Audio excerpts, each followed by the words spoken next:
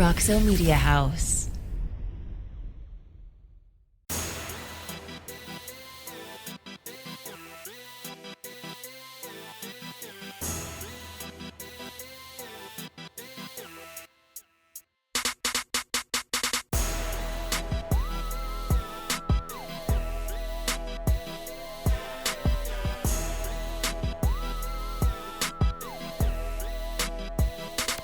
Welcome into another episode of Facing the Frogs. I am Jamie Plunkett here alongside Coach David Beaudin. I had a fever dream, Coach, that I wasn't here last week, and then J.W. Wilson stepped in my place. He did a pretty good job, man. You know what? Yeah, he did. He did a heck of a job. It was nice to see J.W. get back in his football mode and back to his roots. So it was a lot of fun. Well, we missed you. Oh, well, look, I'm just glad I didn't get Wally pipped over here. But we've got a great breakdown for you guys today. We're taking a look at West Virginia as TCU is ready to travel up to Morgantown to take on the Mountaineers. Frogs sitting at 7-0.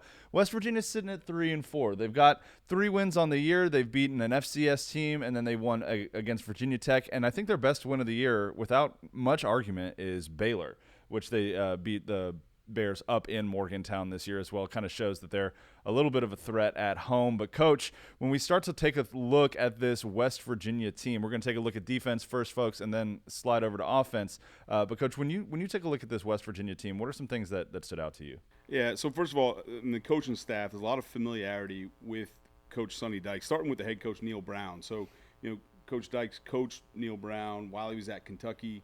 As a receiver, Coach Brown was also at UMass for a little time, but they cross paths, and of course they both come from that Leach tree. They've got a lot of crossover at Texas Tech, mostly on the offensive side with Graham Harrell as the offensive coordinator, which we're going to get to here in a little bit. But defensively, defensive coordinator, you may recognize him. He was actually on the first season of Last Chance U, East Mississippi.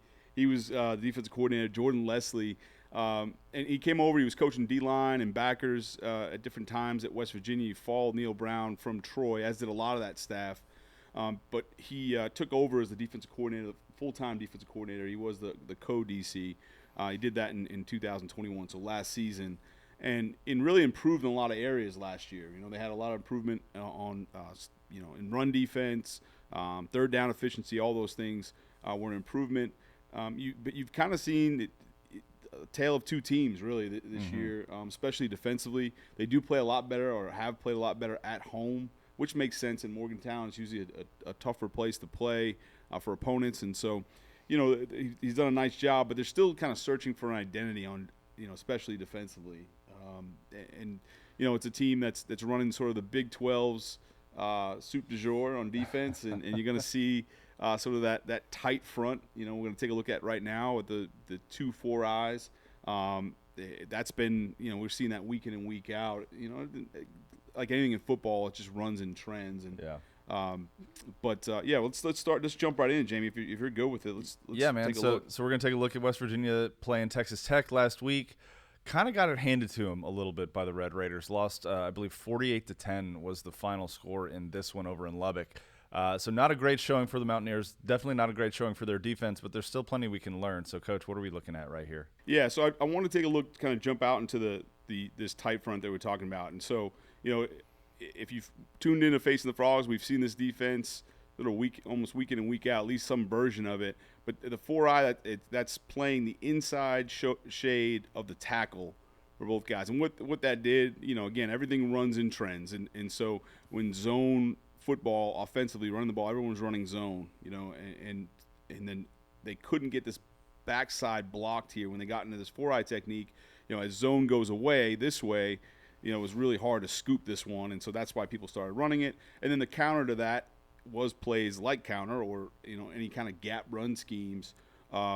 People started running that, and so it's always that constant chess match. So that's what you'll see here. You see number 12. Taj Alston, I believe I'm pronouncing his first name correctly, but he's really more of a pass rush specialist. He's a full-time starter and he plays, but he's really a lot better in pass rush. That's how I should put it. Not as as thick as some of these guys throughout the defensive line, but gets after it while rushing the passer. And you can kind of see he gets washed here. They go sprint out. Tech goes sprint out. They're going to zone away and then run sprint out. We'll go back to the Y just to kind of see what they're doing. This is rough here. I'll be honest with you. This is a quarters beater by Texas Tech, and so this is something TCU is going to have to take a look at. They do run these formations where they got, as you know, Jamie, that nub backside tight end. Love me a nub formation. That's right. You do, and you're an expert in it now. But this is some 12 personnel, so one running back. You see the two tight ends here. Obviously, this is he's off the ball, and so this is something that they'll do. This is where TCU gets Quentin Johnson in the slot, right? When they've got that nub side, they tend to bring him over in the slot. At least up until this point, they've done that quite a bit.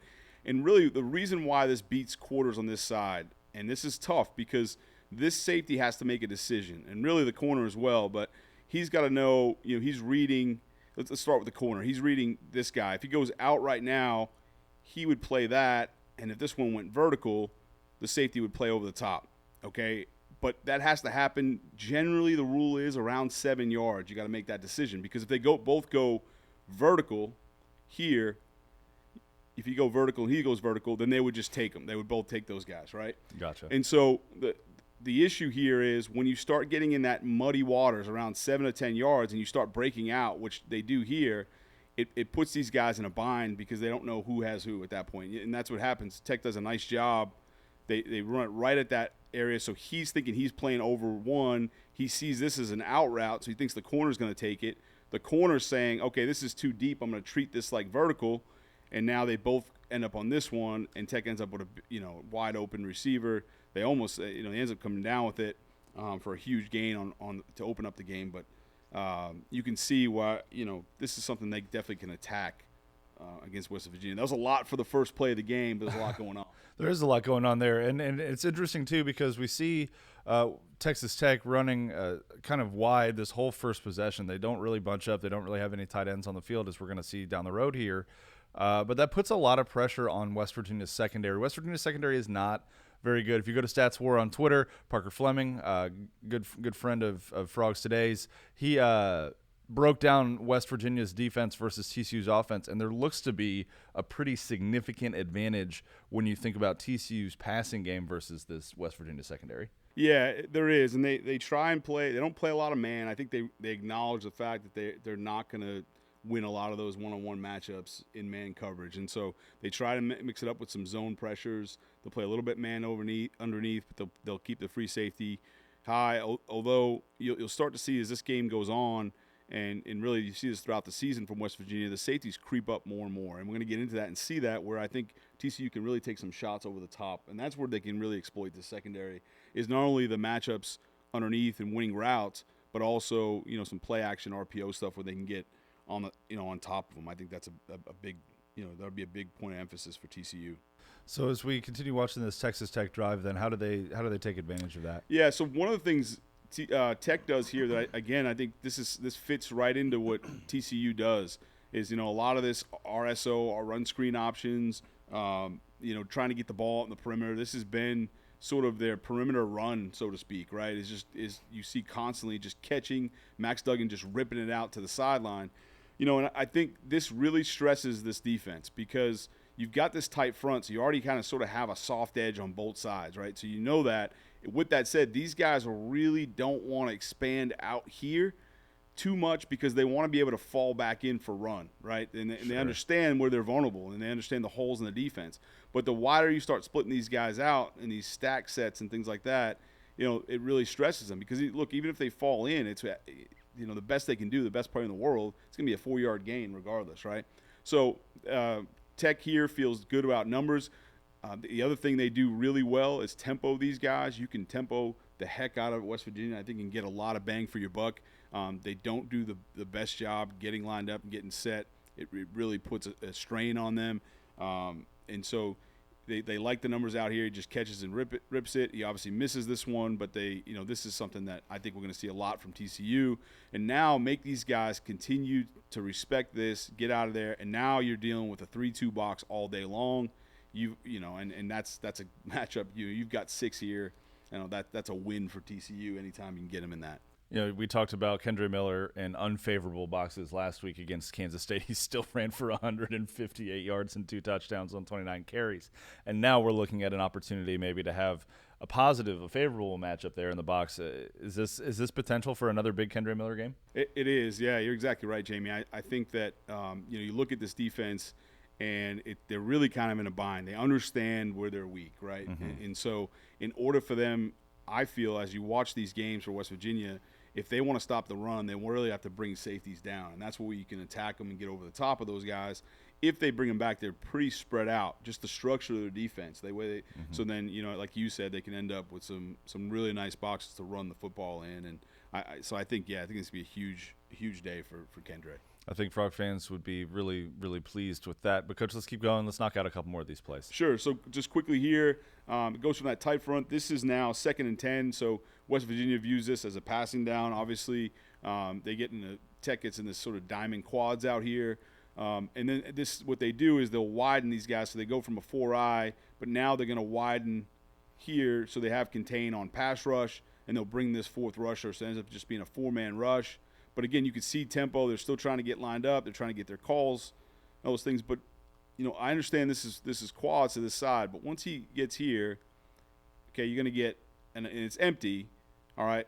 You're going to get this one out of here. I just – you see a lot of this stuff where they just empty the box, versus empty. Well, versus a Max Duggan who can take off and run the football, I'm really curious. This is an area I want to see on Saturday to see how they adjust, because they do this too often against a Tech team, which I understand they're not as afraid of their young quarterback taking off. But against Max Duggan, they're going to have a different plan, I feel. And again, that's just getting West Virginia to do something that they're not comfortable in.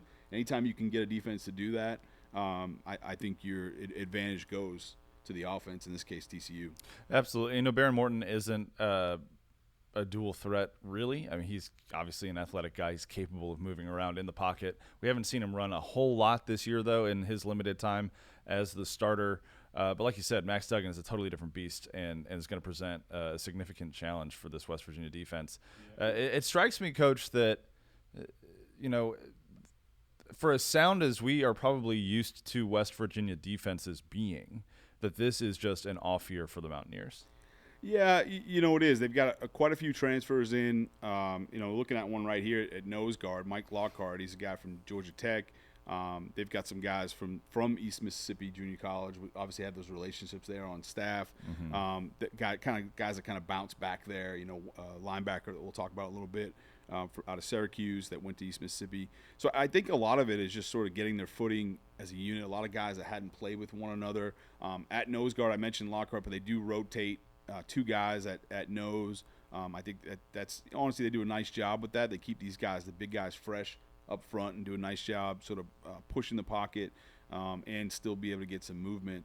But yeah, I think like we started with, I think they're just trying to find an identity.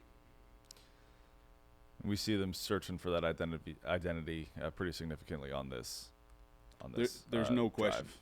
Yeah. So this brings up 3rd and 8, and it looks like, again, this is a tempo situation, because it looks like they're trying to go some sort of cloud coverage, Jamie. This is a new one for us on Facing the Frogs. We haven't talked a lot about what that is. So this is a cloud to the field, and what that normally is you're going to see a kind of a hard spot corner come up and play this flat area. You're going to get this safety to rotate over the top of it, so you essentially have double coverage over the outside. He's going to rotate, safety's going to rotate down the middle, and this corner rotates down the middle of the field. So it's cover 3 with sort of a double on this side here. You don't often see that to the field just because you don't get the quicker throws to this receiver. Normally you see it a lot of times to the boundary, trying to take that away. But they're trying to mix this up. The issue here, again, goes back to tempo, is they're beat by birth here. They should be – the ball's being snapped now. He's actually already snapped it at this point. And this guy's got to get his tail over here. I mean, there's one thing, and I think this is what West Virginia, where they struggle a little bit, is they are trying to disguise, right? They want to make sure they disguise coverage, but it's almost at their detriment, where they're hurting themselves, because when the ball's snapped, they're not where they need to be. And so I think that's something that TCU can certainly take advantage on Saturday. And he still makes almost a pretty athletic play. There's over no here. doubt. Almost gets the pick. Yeah, there's some – I mean, at the end of the day, there's some really good football players here, right? Mm-hmm. There's some really special athletes. The issue is, you got to make sure that you're aligned correctly to begin with. I think, to your point, if he's here on the snap, right, as opposed to if he starts here, then that thing's going 6 the other way. Right? Yeah. That's the importance. Everyone, it's so cliche. Everyone talks about assignment and alignment on defense over and over again. Well, here's a great example why. If he's lined up correctly to start and he gets over there, again, it's 6 points for West Virginia. Instead, they end up with 4th and 4 for Texas Tech, and they end up making a play here. We're going to take a look at that. Yeah, let's keep going. So Tech comes out and empty again here on 4th and 4. And so, this is something that TCU ran. They ran the exact same formation, except they weren't empty on the backside last week against K-State. So they had running back in here, but they had this bunch formation on the hash. We actually talked about that on Dissecting the Frogs. You can take a look at that. But they play this. West Virginia plays this a little bit differently. He's going to – a lot of times they'll play man on the point of the bunch, and then this guy will take first in, first out. Well, he plays on the number 3 receiver, man, and then they still do the same thing. He takes the first one, first out. I think this is good alignment by them. You don't want to be on the same level with this stuff because that's how they're trying to pick you. So it's smart that they're on different levels here. You can see, and that helps the defense. So I think they do a nice job.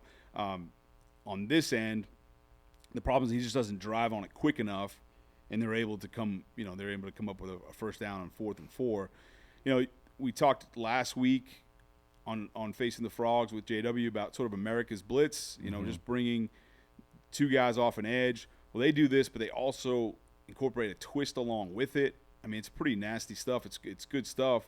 It's just the story of their season really is they're just a half a step off, with this. And again, I think part of it's Texas Tech does a great job with tempo, so they're just not in rhythm on defense.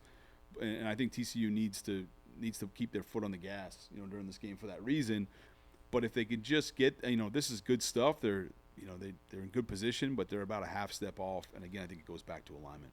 Yeah, it definitely does, Coach. And this is a game where, up in Morgantown, TCU really needs to be able to take the crowd out of it as quickly as possible because, we're kind of pointing out all of these kind of soft spots in West Virginia's defense right now. But the reality is that this is a team that's still capable of beating pretty much anybody in the Big 12.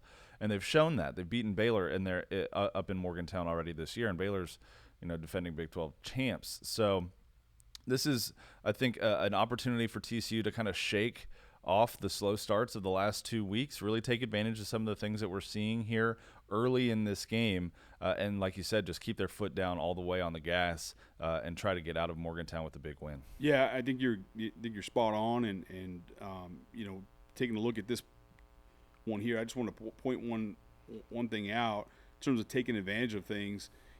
Just like you said, they bring 5 here, and normally this guy would play down the middle, but it's 4th and 4. He's playing at the sticks. He's sort of playing this low hole player, right? So everyone else is accounted for. They're bringing 5 in pressure. There's 5 playing man-to-man, and then here's your free player. 4th and 4, playing the sticks. This guy's going to run sort of an OTB route, right, or close to it. OTB is on the ball. So he's trying to run that spot route right over the ball.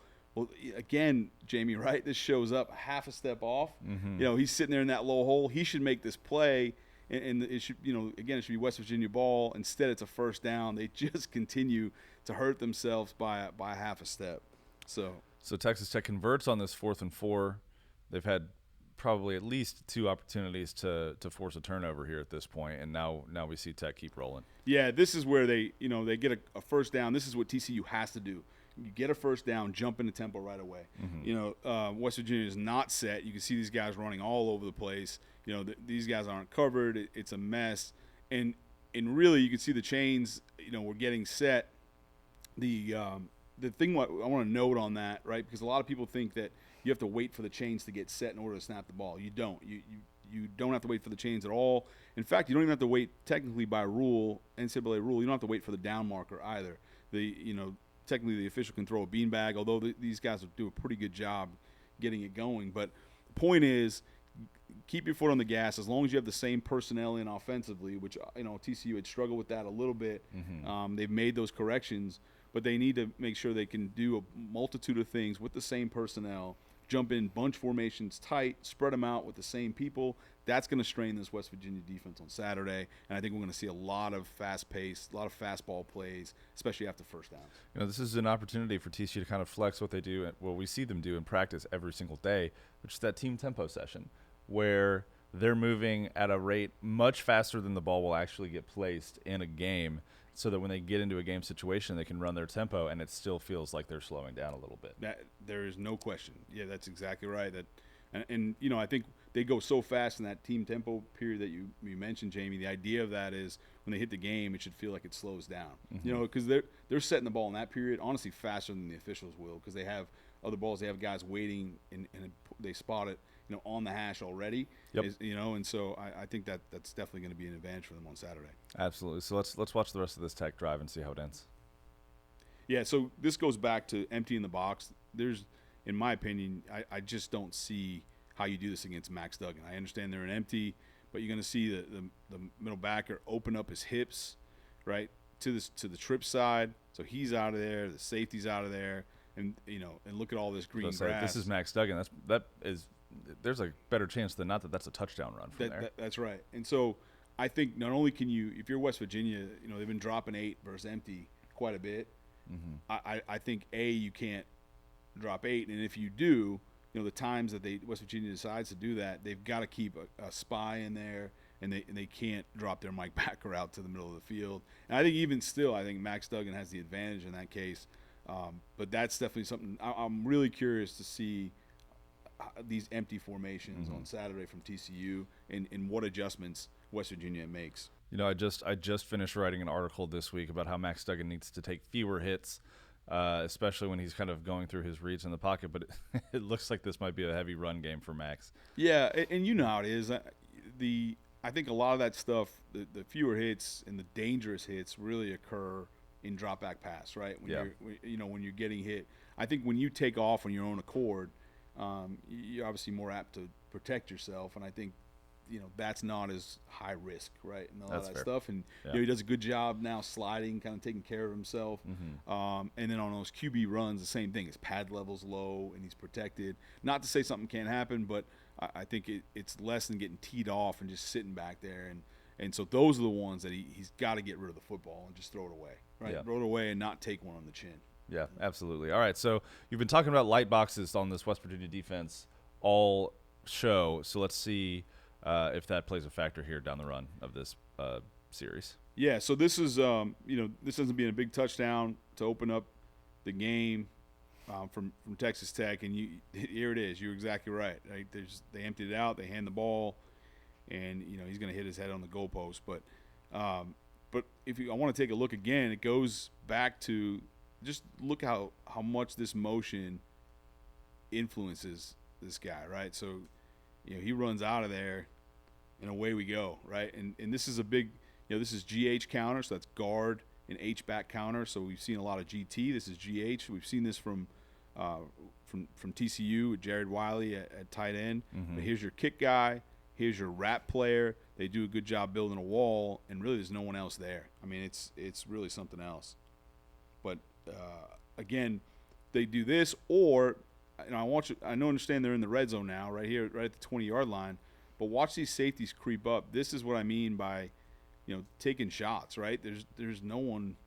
I mean, this is the deepest guy right here, and he's running up. I think he's at 8-9 yards at safety. The rest of them at 6-7 yards at safety, right? And so you've got to get over the top of these guys, or you just hand the ball off and do this, and not get touched.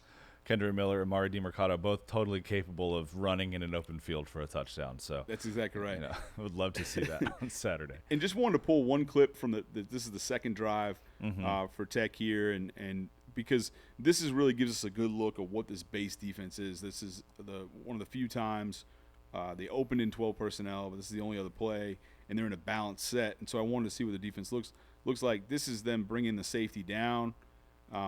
And so you're going to let me look at the end zone real quick.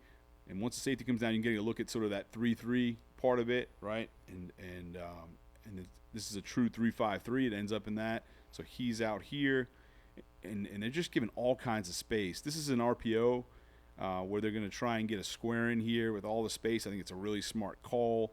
I think he just gets batted down. But this on Saturday, Jamie, TCU has to be able to get in some of these tighter balance sets.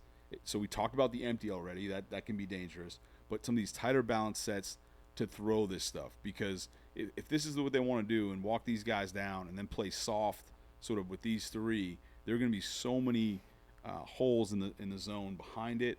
These linebackers are fast flow, as you can see right here. They're over the top. They have to. They're getting a run. And, I mean, you could just see all the space, with either one of these guys if they wanted to bring them in. And so, again, gets batted down, but this should be ripped for a huge gain. Those are things I think TCU has to exploit, and I think they will on Saturday. They're well prepared for that. It fits who they are, and so I'm excited. I think this is an opportunity really for TCU that just, certain defenses match up well, or you match up well against certain defenses. I think TCU can get after it if they continue to do the right things. Well, the Frogs are big favorites heading into Morgantown this Saturday, guys, and we've just taken a look at the defense. We're going to take a look at JT Daniels and this offense in just a moment, but first we're going to take a quick break. Simply the best barbecue in Fort Worth. Dine-in, catering, or drive-through. 2900 Montgomery, just off I-30. Remember, the best barbecue in Fort Worth is at Railhead Smokehouse. Texas-based Happy Water offers the best-tasting, sugar-free kids drink ever made. Happy Water comes in 4 delicious flavors that you can find at local retailers and on Amazon. Each pouch contains 0 grams of sugar, 0 calories, and 0% juice. Head to happydrinks.com for more information and to purchase Happy Water. That's HAPI drinks.com. Live happy, be happy, drink happy. The Flying T Club provides the everyday TCU fan and alum the ability to specifically support TCU student athletes. Flying T Club offers 3 levels of memberships. The Flying T Club is a nonprofit organization supporting the brand development of TCU student athletes through a series of unique event-based networking opportunities, which are exclusive to our members. These events provide a great social engagement tool for our members and student athletes alike. Follow them on Instagram at Flying T Club or online at flyingtclub.com. For exclusive interviews and content on TCU recruits, subscribe now at frogstoday.com. Any sport, anytime. It's your source for all things TCU. Only on frogstoday.com. Welcome back into Facing the Frogs. Jamie Plunkett here alongside Coach David Beaudin. We are breaking down the West Virginia Mountaineers ahead of TCU's travel up to Morgantown to play them this weekend. Coach, we just took a look at the defense, found some things that maybe TCU can take advantage of. And as far as offense goes for West Virginia, they're pretty straightforward. There's not a ton there that TCU hasn't seen before. No, there's not, and a lot of it again comes from the same tree, right under that Mike Leach tree. There's a lot of crossover with Coach Dykes in this offensive staff in particular. We already talked about Neil Brown and knowing him from days at Kentucky. Matt Moore, while they didn't cross over directly, they weren't there at the same time.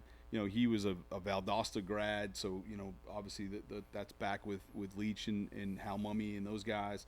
So he's part of that tree, so to speak. Was a high school coach in that area, but he's the offensive line coach. Does a really nice job. He's also at La Tech, and came with Neil Brown from Troy. But then Graham Harrell, Sonny obviously was the offensive coordinator when Graham Harrell was there at Texas Tech, and so he knows him really well. And his dad's a high school coach here in DFW, Graham Harrell's dad, and so Sonny knows him and knows the offense. A lot of it is his offense, right? Yeah. It's from so they know each other really well. Graham Harrell he was at North Texas with Seth Luttrell, who's also close from their Tech days with Coach Dykes.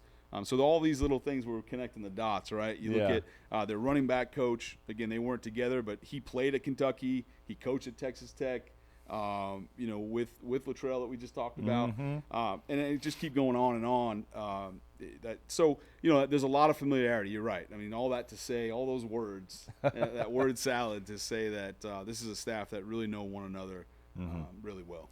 And so this is an opportunity then for TCU defensively for Gillespie to sit down with Sonny Dykes and to say, hey, give me 5 things that we really need to focus on this week that is going to be able to shut down this offense. Because, with JT Daniels specifically, this is a different style of quarterback than TCU has seen over the last couple of weeks, where even after Adrian Martinez got knocked out of that Kansas State game, Will Howard is pretty mobile. We know how big of a threat Spencer Sanders is with his legs.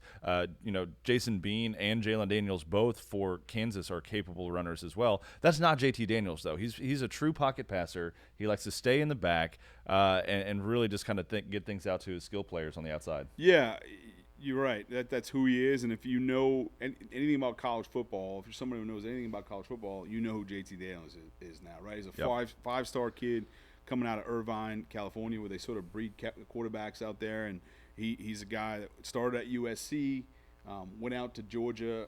A lot of people know him from his time there, that national championship run where he was the starter, then he wasn't behind Bennett, and then in his final year and transferred to West Virginia. But he's got a lot of quality mileage underneath him, right, so to speak, and he's a guy that can run the show. But you're right, he's not going to get out and be dynamic, taking off. Now, if they need him to run, he'll get the yards that are there. But you're right, he's a distributor is really what he is, and that's what you'll see. We'll jump right into this on the first play, Jamie. This, with all the world of the RSOs, the run screen options, this is actually just a called screen all the way, right? So this is designed, and what they're doing here, it's a nice design, and I'm going to talk about what takes it away here in a second.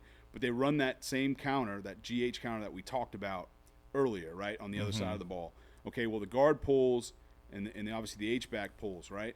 Everyone else is on the counter play, they block this way, they block down, right? Well, now they just continue on that same path and continue out on the screen. So it looks exactly the same from everybody, and they're running here, and they're trying to create an alley to get this funnel in. The problem is when you play this press man technique, it's really difficult to get it off.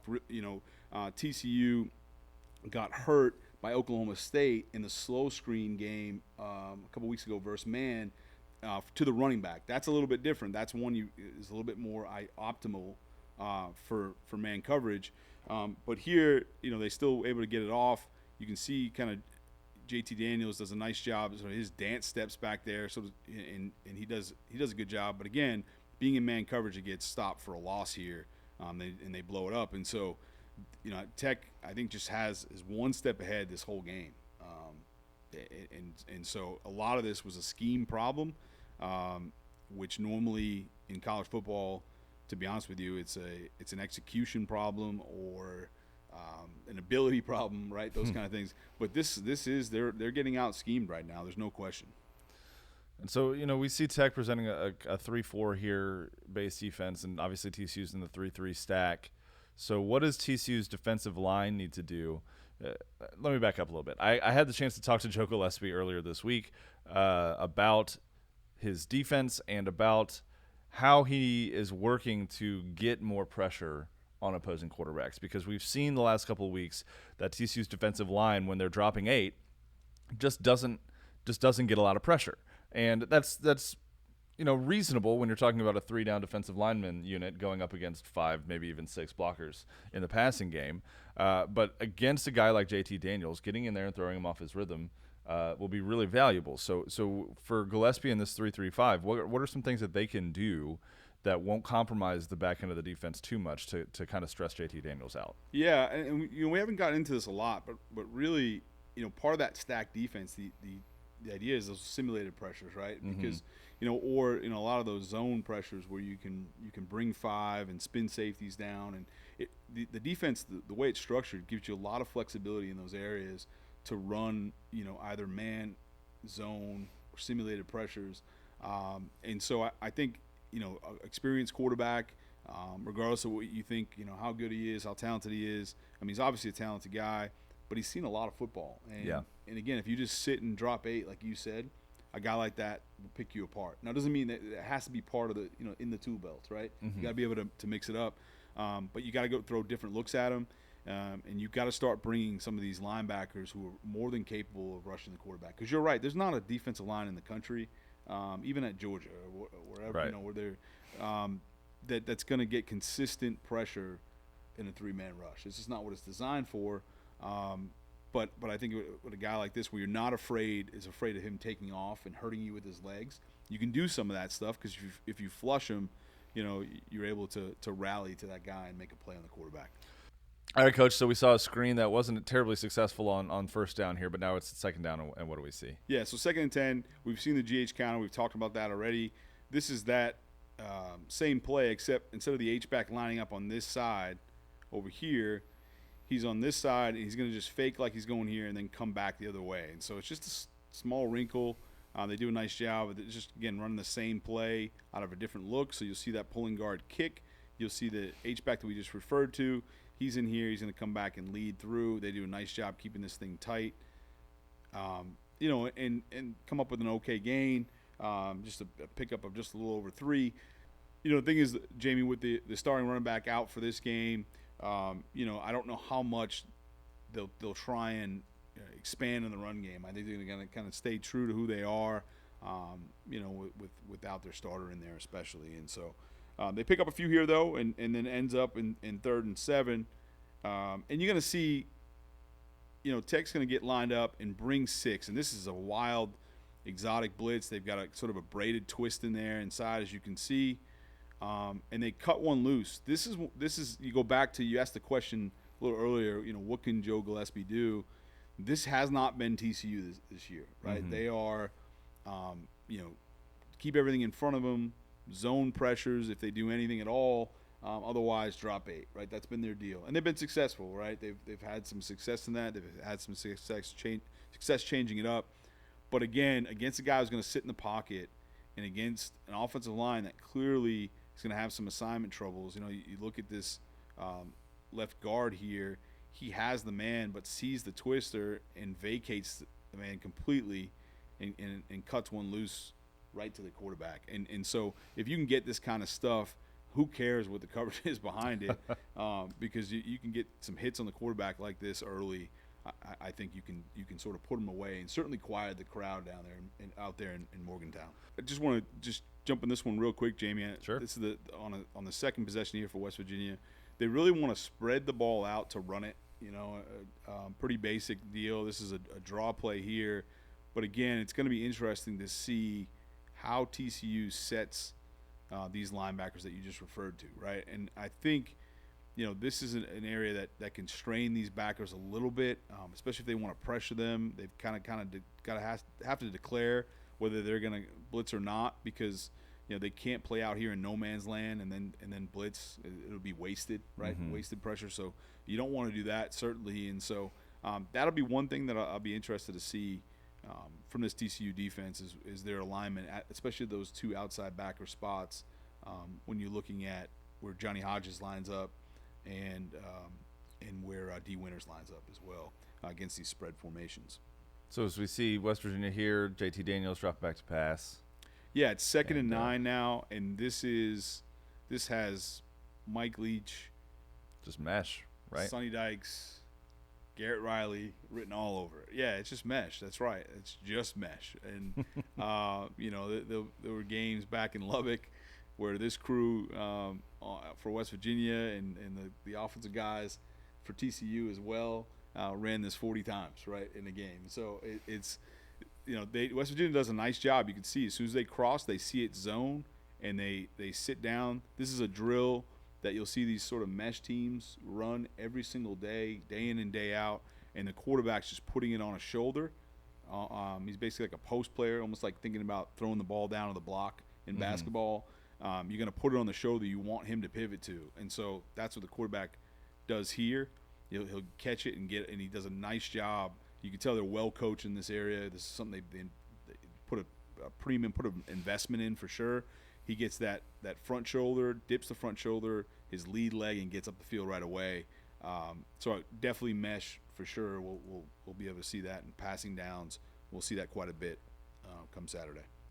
This second drive for West Virginia is, I believe, when we went back and looked at it, a 16-play drive that results in a field goal.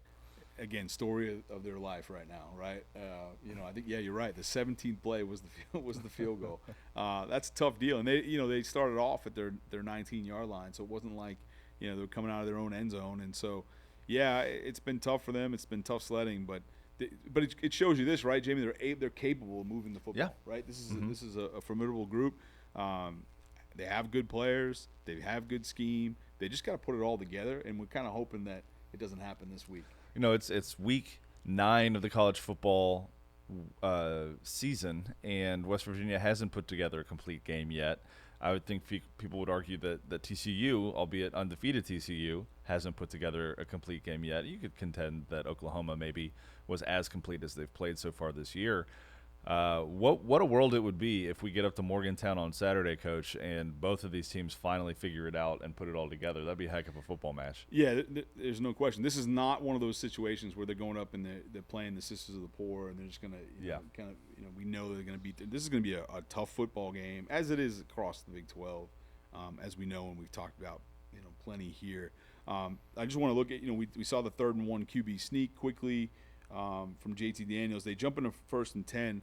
This, to me, is classic West Virginia tunnel screen. This goes back to – it is, and it's – I feel like each program sort of has a soul, right, regardless of coaching staff changes and whatnot. But if you go back to even the Rich Rod days, certainly the Holgerson days, and this was – they were running these sort of not the now throws, but more of a slower, full-on tunnel screen where they're putting the offensive line out, and they're trying to run in here, and they do a nice job of it still under Neil Brown. I mean, this is a great job, and this is where, again, they've been doing this for many years out in Morgantown and doing a nice job with it.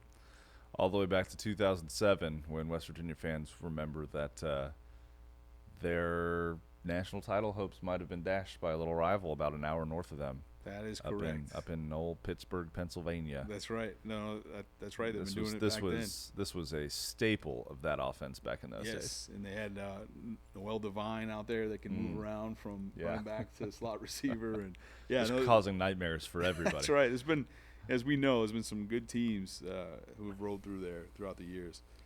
So there was a penalty on the first one before this, so it was 1st and 15. But again, just what they like to do is this. They want to get in spread formations, run the ball, and then condense formations and throw the ball. And so this is not great by Texas Tech, to be honest with you. You want to make sure you still have to defend the field, so to speak, right? This is the boundary side. But what I mean by that is you have to defend grass as well as the man. And so you can't, just because they condense all the way down, okay, you can't bring yourself all the way down there as well, especially if it's not you're not in man coverage, right? If you're not in full man coverage, you got to make sure that you keep out there. So just be careful of that, because what they're trying to do is condense you so they can go back out, right? And so you'd be sitting there had you dealt with that. But they do a nice job of this. They also, a lot of teams, in West Virginia as well, they'll condense these things and run some sort of smash concept where what that means is, he'll run some sort of hitch to hold the corner. And then the inside guy will run a corner route, and so you've got this space over here. So it's again, to me, when I look at their offensive game plan, West Virginia, and sort of their identity is spread it to run it, and then condense it to throw it. And so they have to be ready for those things and make sure that defending, all 53 1/3 yards horizontally as well as the vertical passing game. Nice little geometry lesson there from Coach Beaudin as we wrap up this episode of Facing the Frogs. Well, I'll tell you, that's where I just hit my limit on that. So that's about as far as it goes for me. All right, Coach. Thank you so much for breaking down film again this week. Obviously, the Frogs kick off at 11 a.m. Central Time against West Virginia. That game is on ESPN. I hope if you're not making your way up to Morgantown, you guys are watching the game on TV and maybe even notice a couple of the things that Beaudin and I talked about today. Coach, I had a gentleman come up to me this week and say, I just wanted to tell you that Facing the Frogs is my favorite show out there right now. And that was pretty stinking cool to hear. So shout out to Brad. loyal watcher, loyal Right, I'll tell you viewer. what, that's great to hear. I thought for you or many, it might have been like Dancing with the Stars or something like that. But to know that we're up there, that's a big deal, man. That's exciting. So. It is a very big deal. The computer behind us is running low, too, on power, so we're going to go ahead and get the heck out of here. For Coach David Beaudin, I'm Jamie Plunkett. You can catch us on Facing the Frogs every Thursday morning on the Frogs Today YouTube channel, as well as frogstoday.com, where you can see everything that you could possibly ever need about TCU athletics. Right there, me, Jeff Wilson, Melissa Treebwasser, obviously coach as well, writing and breaking down everything to do with the Horned Frogs. So make sure you check out frogstoday.com, Frogs Today YouTube channel, like and subscribe, and we will catch you on Facing the Frogs next week when we're breaking down Texas Tech. Go Frogs. Roxo Media House.